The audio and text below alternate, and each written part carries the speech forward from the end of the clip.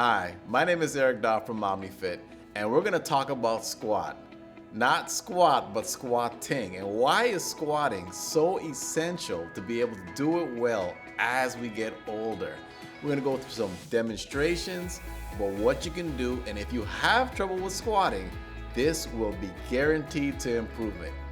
And as I like to say, let's get into it.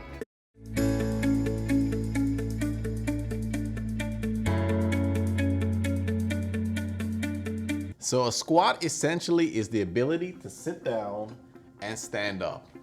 Sit down and stand up. So whether I use a bench underneath me, a chair, a couch, if there's nothing underneath me, a squat is basically getting down and getting up. Why is that so important? Well, I like to say, do you go to the bathroom? Do you use a toilet? Do you sit in a chair? I think the answer is yes. We all do some of these activities, which our legs are required to get us from the down position to the up position. So how do we do it well? Well, first off, we have to be able to be in a position where our hips are pretty much as close to parallel with the ground, upper body nice and tall. Ideally, again, I wouldn't have anything underneath, but if I'm just practicing a squat, this is a great position to be in to start with. After that, I want to keep my upper body nice and tall. I want to push from my heels as I stand. I'm going to breathe in, go down. On the way up, I'm pushing from my heels on the way up. The problem with a lot of people fall into, because they have issues with maintaining good posture, they end up rolling forward, or this bench or seat may be too low, so they have to start using their hands. Ideally, we don't want to use our hands. We want to use our legs. So what I'm gonna have you do, if you have problems with depth, we can probably put something underneath to reduce the distance, or posture, we can also work on it. So what are certain things you can work on to improve your squat? Let's go over them right now. One issue I find a lot of people have when it comes to improving their squat is getting down. And what are you gonna focus on if that's your problem? Well, focus on the ankle mobility. So for ankle mobility, we want to really focus on stretching our calves.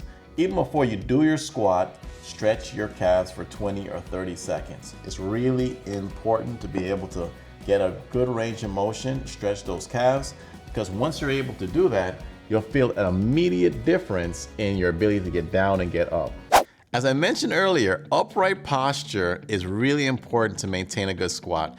And what's one exercise that you can do for this? Well, if you have a piece of equipment or you belong to a gym, do a face pull. So before we do it, a face pull is really focusing on those upper shoulder muscles, those anti-gravity muscles, those ones that force you to stand really tall. So as I grab this rope, I'm grabbing underhanded. That's the first thing we need to do. And then I'm gonna basically bring the silver part, almost aiming it for my forehead. My elbows are gonna fire back, and I should feel it right in my upper traps or my upper shoulders as I'm bringing my hands right back. Bringing those hands right back.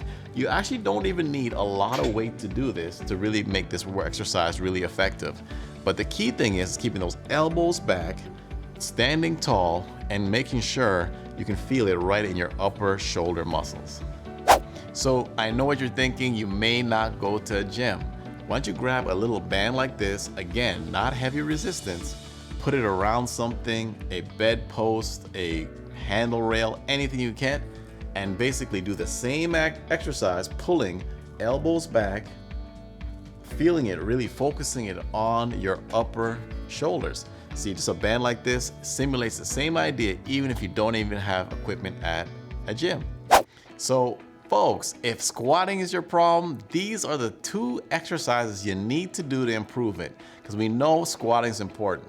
So if you folks like exercises where I break things down and make tutorials, please put in the comments below. On that note, this is Eric Daw from OmniFit. Take care.